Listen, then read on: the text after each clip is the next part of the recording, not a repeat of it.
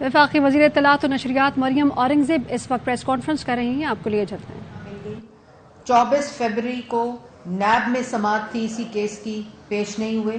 9 मार्च 2023 को Islamabad high court के अंदर समाअत हुई, पेश नहीं हुए और वहां से इनको रिलीफ मिला, इनको जमानत मिली और उसके बाद 13 मार्च को दोबारा ये पेश नहीं हुए और इनको अस्तस्ना मिल गई। फिर 13 मार्च को सेशन कोर्ट, ट्रायल कोर्ट ने नाकाबिले जमानत गिरफ्तारी के वारंट जारी किए और पुलिस को ये अहकामात किए कि आप एक मुजरिम को, एक मुल्जिम को, एक इश्तेहारी को, जिसको अदालत बुला रही है 18 अगस्त 2023 से, इलेक्शन कमीशन के बाद से अदालतों के अंदर मतलूब हैं और पेश नहीं हो रहे, तो पुलिस को ये कहा गया कि इस मुजरिम को, मुल्जिम को पेश किया जाए कोर्ट में।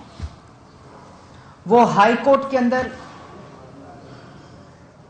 नाकाबिले जमानत वारंट को चैलेंज करने गए, उन्होंने कहा पेश करो।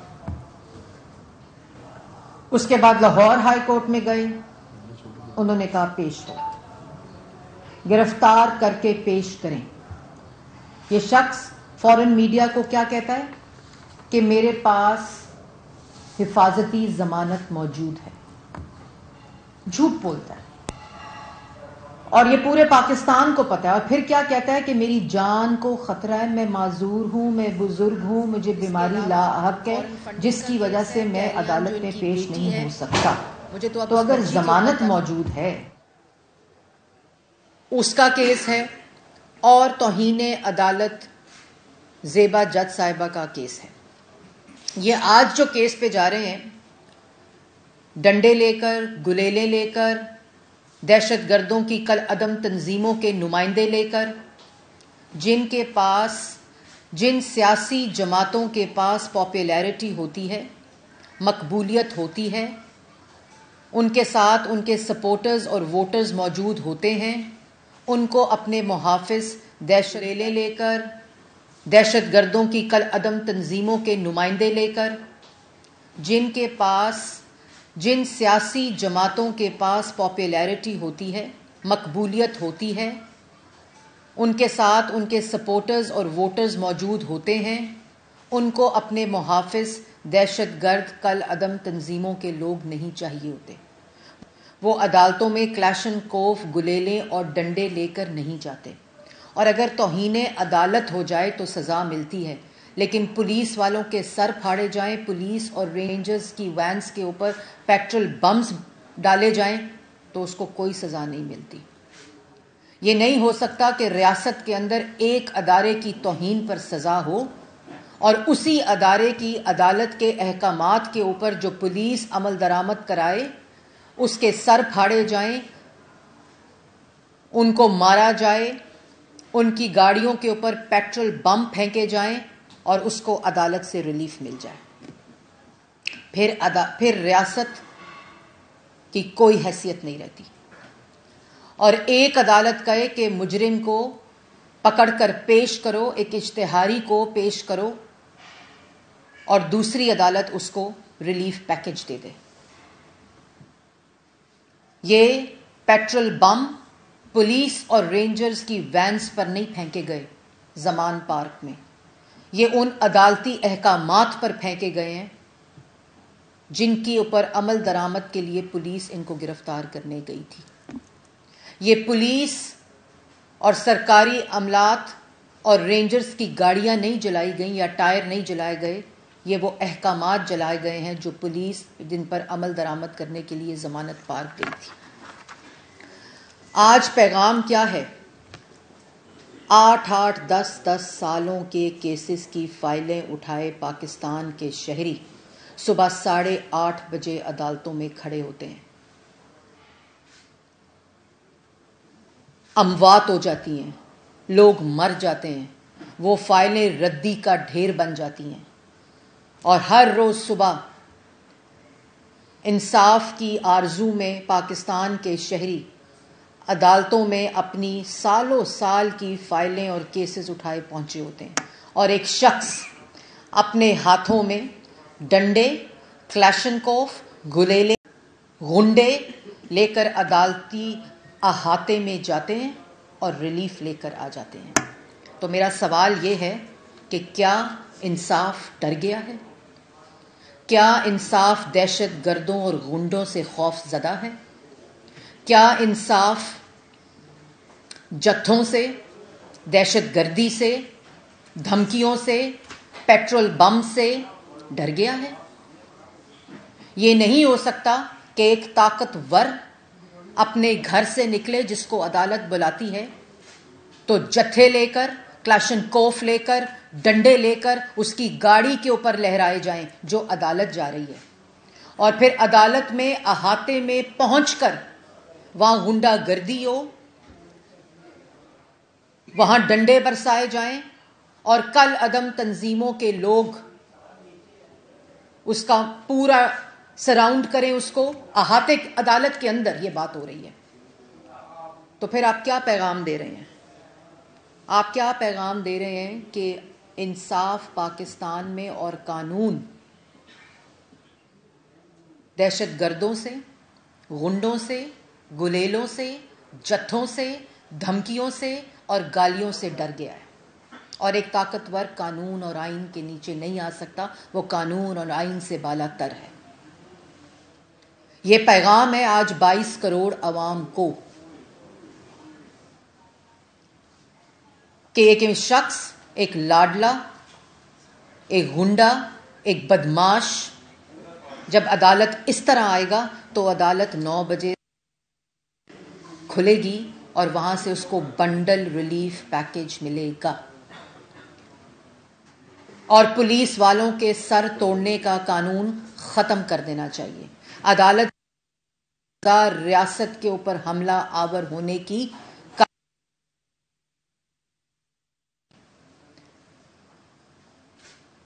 اور جو پولیس جوان پاکستان کی بچوں اور عورتوں کو، جس کو یہ ڈھال بنا کر بیٹھتا ہے،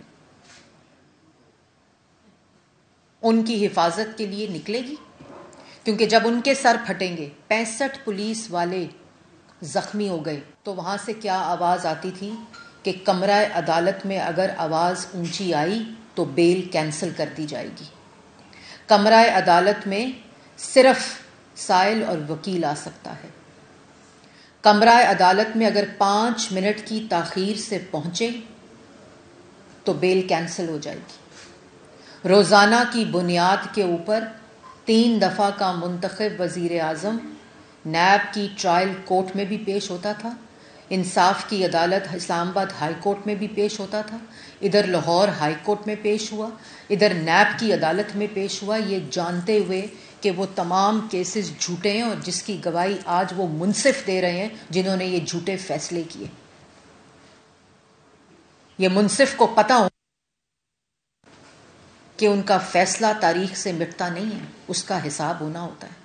وہ فیصلہ ٹھیک ہو یا غلط ہو، اس فیصلے کا بھی انصاف ہوتا ہے. اس فیصلے کا بھی ایک اور وہ وقت جس کے پاس جب آپ کے پاس وہ منصب ہوتا ہے. جب نواز شریف کی بیوی ڈیتھ بیڈ پر تھیں تو مجھے یاد ہے کہ نیب کی کورٹ میں انہوں نے 4 دن کے لیے کہا تھا کہ میں نے اپنی بیگم کو دیکھنے جانا ہے، تو اجازت نہیں ملی تھی. جیلوں کے اندر سزائے موت کی چکیوں میں رکھا، کلاشنکوف عدالتوں میں لے کر گئے تھے. تو اس کا تو یہ مطلب ہے کہ فیصلے تو گن پوائنٹ پر ہوں گے. انصاف اب پاکستان میں ڈنڈے، بندوقوں، کلاشنکوفوں سے ملے گا. کیونکہ اگر قانون عمران خان کے لیے یہ ہوگا کہ وہ شخص اپنے گھر سے جب نکلے گا جتھے لے کر عدالتوں پہ حملہ آور ہوگا، قانون پہ حملہ آور ہوگا، آئین پہ حملہ آور ہوگا، انصاف پہ حملہ آور ہوگا، تو اس کو ریلیف پیکج ملے گا. تو پھر 22 کروڑ عوام کو بھی یہ ریلیف پیکج ملنا چاہیے. پھر ترازو کے پلڑے برابر ہونے چاہیے. اور اس کے بعد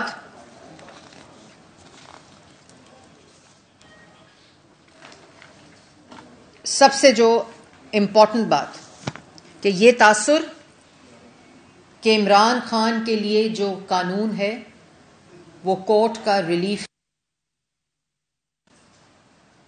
وہ ڈنڈے سے، دھمکی سے اور غنڈہ گردی اور دہشت گردی سے ریلیف لے گا،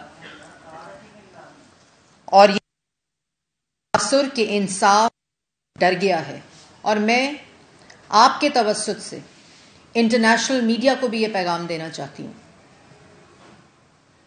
کہ زلمے صاحب کو آج جو تکلیف ہو رہی ہے عمران خان کی حمایت کی اور پاکستان میں حقوق کی آزادی کی، تو یہ تکلیف آپ اپنے پاس رکھیں. پولیس والوں کے سر پھاڑنے، ریاست پہ حملہ آور ہونے کی پاکستان میں کوئی گنجائش نہیں ہے. کم از کم پاکستان کی حکومت اس کی گنجائش نہیں دے گی، جو ریاست کا ایک بنیادی جز ہے، ایک پلر ہے. اور آخر میں یہ کہنا چاہتی ہوں کہ اس طرح کا تاثر پاکستان کے اندر کہ ایک شخص قانون، آئین اور عدالت سے بالا تر ہے اور باقی پاکستان کی عوام کو قانون کے آگے بھی پیش ہونا پڑے گا، عدالت کے آگے بھی پیش ہونا پڑے گا، اور انصاف کے آگے بھی اس کو آرزو کرنی پڑے گی. اور دوسری طرف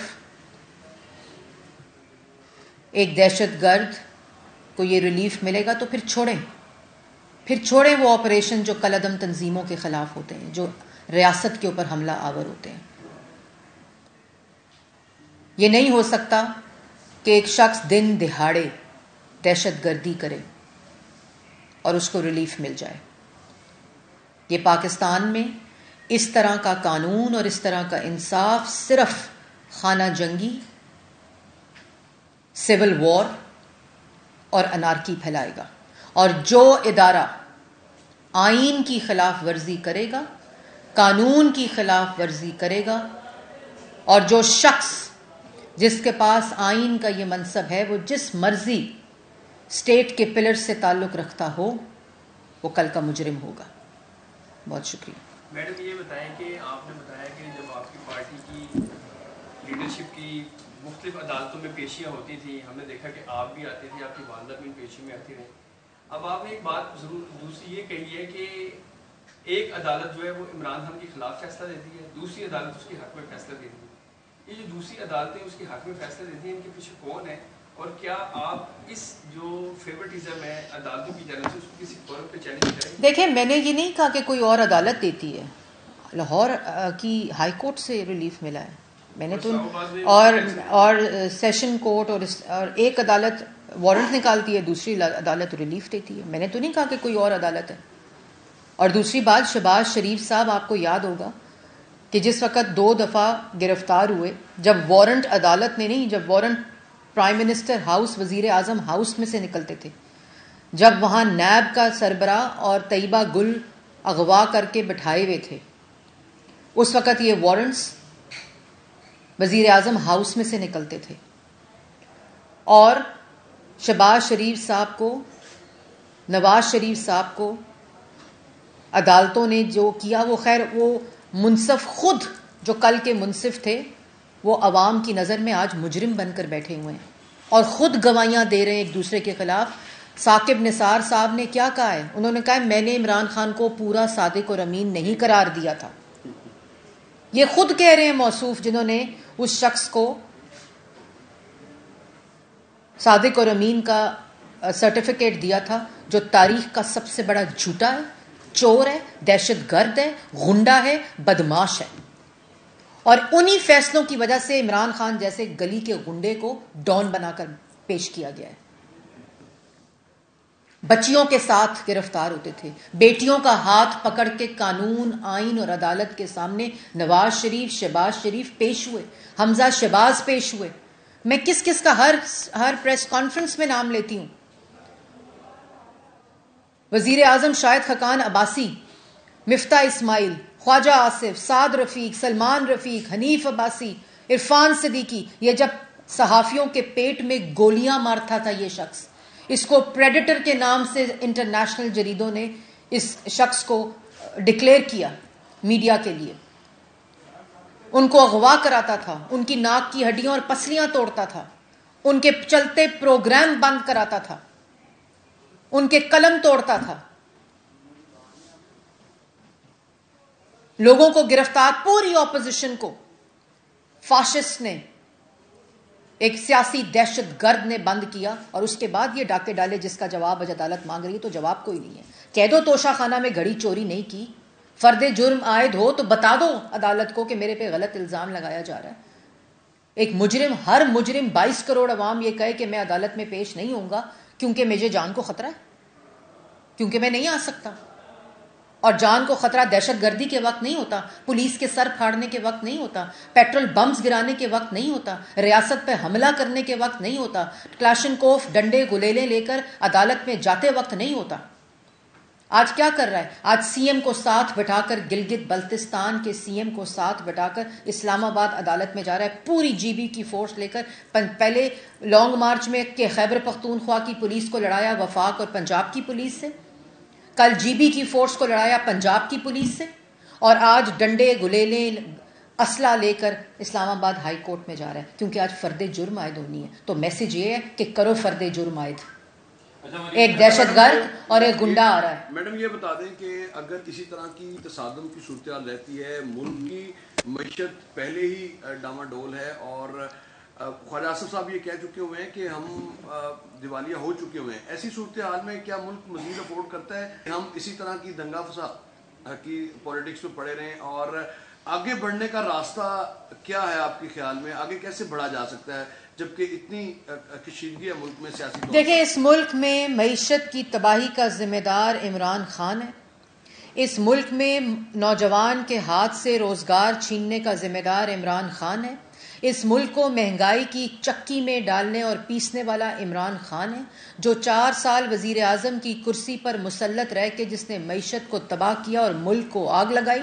اور آج بھی جب دن رات پاکستان کی عوام کو اور معیشت کو استحکام دینے کی کوشش کی جا رہی ہے, تو اس وقت بھی ملک کے اندر معاشی تباہی کا ذمہ دار عمران خان ہے. اور ملک کے اندر وہ دہشت گردی جو نواز شریف پاکستان کو دہشت گردی سے پاک کر کر گیا تھا, اس ملک میں دہشت گردی دوبارہ آنے کا ذمہ دار بھی عمران خان ہے. اور آگے صرف اس طرح بڑھا جا سکتا ہے کہ عمران خان کو کٹہرے میں لانا ہوگا, اور حکومت جو ہے, وہ جو ریاست ہے, وہ ملک کے اندر یہ سب کی ذمہ داری ہے.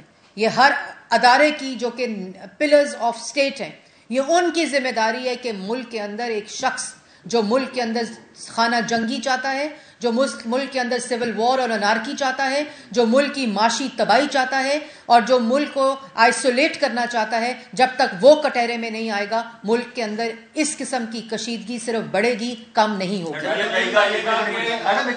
میں ادھر ہی ہوں, آپ کریں, میں ادھر ہی ہوں بھائی. میڈم, اس وقت یہ صورتحال ہے, زمان پارک میں دوبارہ لڑائی شروع ہو چکی ہے اور پیٹرول بم جو ہے دوبارہ پھینکے جا رہے ہیں, تو ریاست کیا مکمل طور پہ ناکام ہو چکی ہے اس وقت؟ اور یہ کہا جا رہا ہے کہ ابھی تک لوگوں پہ کنٹرول نہیں پایا جا سکا. دیکھیں, بات یہ ہے کہ میں نے جیسے پہلے کہا کہ یہ پاکستان کی جو عوام معصوم عوام نہیں ہے.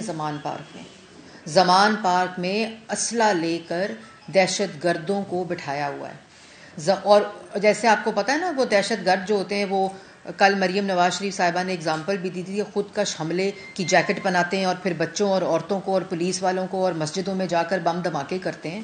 تو یہ بات واضح میں کر دوں, ایک دفعہ پھر واضح کر دوں کہ جن سیاسی جماعتوں اور سیاسی لیڈرز کے پاس پاکستان کی عوام کی طاقت ہوتی ہے, وہ دہشت گردوں کا اور کل عدم تنظیموں کا سہارا نہیں لیتے. وہ کلاشنکوف کا, غنڈہ گردی کا, غلیلوں کا اور ڈنڈوں کا سہارا اور پیٹرول بمز کا سہارا نہیں لیتے. یہ صرف دہشت گرد کی ذہنیت ہے جو ملک کو کے اندر انارکی, سول وار اور خانہ جنگی چاہتا ہے. اچھا میڈم, یہ بتائیے گا کہ آپ نے بھی عمران خان صاحب کے جو پیشی ہے اس کی تاریخوں کے ساتھ بتایا, ماشاءاللہ آپ کو ان کی ساری تاریخیں یاد ہیں.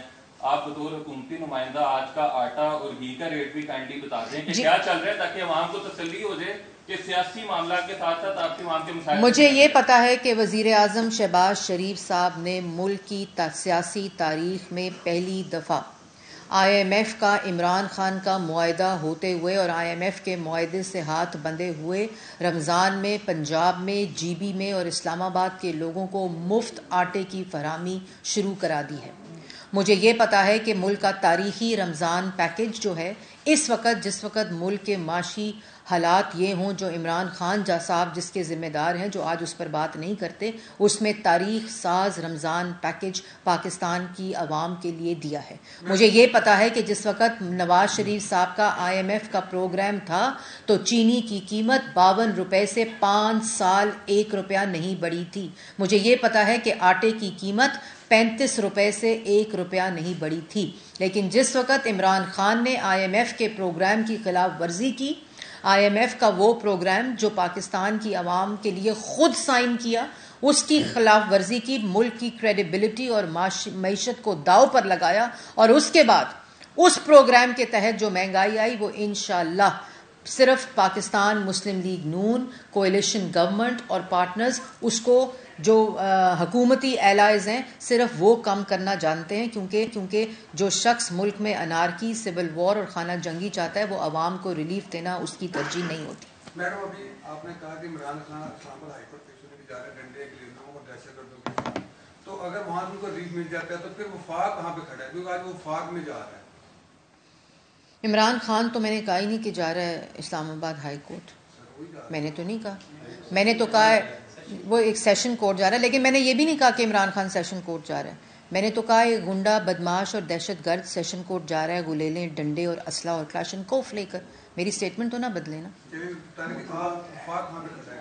عدالت بلا رہی ہے سر. میں نے تو پہلے بولا ہے آپ کو، عدالت نے کہا ہے اس کو قانون، اور عدالت کیا، ایک عدالت نے کہا ہے، دوسری عدالت نے 9 میں ریلیف دے دیا ہے، اور ایک عدالت نے اریسٹ وارنٹ نکالے اور فرد جرم عائد ہونی ہے توشہ خانہ کیس کے اندر جس میں کوئی جواب نہیں ہے. گھڑی بھی چوری کی ہے، ہیرے بھی چوری کیے ہیں، ہار بھی چوری کیے ہیں، اور اختیارات کا ناجائز استعمال کر کے پالیسی بدلی ہے. پہلے توشہ خانہ سے تحائف لیے ہیں، بیچے ہیں، اور اس کے بعد رقم جمع کرائی ہے پالیسی کو بدل کے. اچھا میڈم، میاں محمد نواز شریف صاحب نے آج تک عوام کا سوچا اور عوام کا یعنی کہ خیال.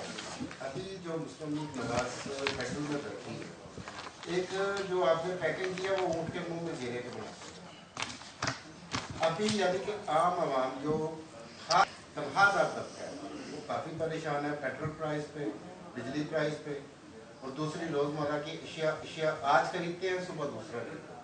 دیکھیں میں نے تو بات ہی کا آغاز اس سے کیا ہے، اس بات سے کیا ہے کہ جو آج مشکل حالات ہیں وہ عمران خان کے IMF کی پروگرام کی وجہ سے ہیں، نواز شریف کے IMF کے پروگرام کی وجہ سے، جو کہ پاکستان کا تاریخ کا پہلا پروگرام تھا جس کو کمپلیٹ کر کے مکمل کر کے واپس کیا. اس وقت نہ آٹا مہنگا ہوا، نہ چینی مہنگی ہوئی، نہ بجلی مہنگی ہوئی، نہ گیس مہنگی ہوئی، نہ گھی مہنگا ہوا، نہ کھاد مہنگی ہوئی، کیونکہ پاکستان کے عوام کو ریلیف دینے کی سوچ تھی. ایک شخص معیشت کے ہاتھ باندھ کر چلا گیا ہے لیکن کوئی فرق نہیں پڑتا. انشاءاللہ یہ مسلم لیگ نون کا ایمان ہے، عوام کا ریلیف اور خدمت ایمان ہے، اور انشاءاللہ جو اس وقت کوئلیشن گورنمنٹ وزیر اعظم کی قیادت میں یہ وعدہ کر کے آئی تھی کہ ہم ریاست کو بھی بچائیں گے اور معیشت کو بھی دوبارہ ٹھیک کریں گے، وہ وعدہ انشاءاللہ مکمل ہوگا. بس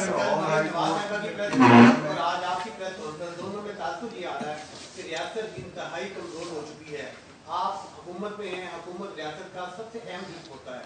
یہ بتائیے گا کہ اکثریت آپ کے پاس ہے پارلیمان کے اندر، عدالتیں جو فیصلے کرتی ہیں وہ کسی قانون کے تابع ہوتی ہیں. آپ کے پاس اکثریت ہے، آپ دوسری جماعتوں کو ساتھ ملا کے ان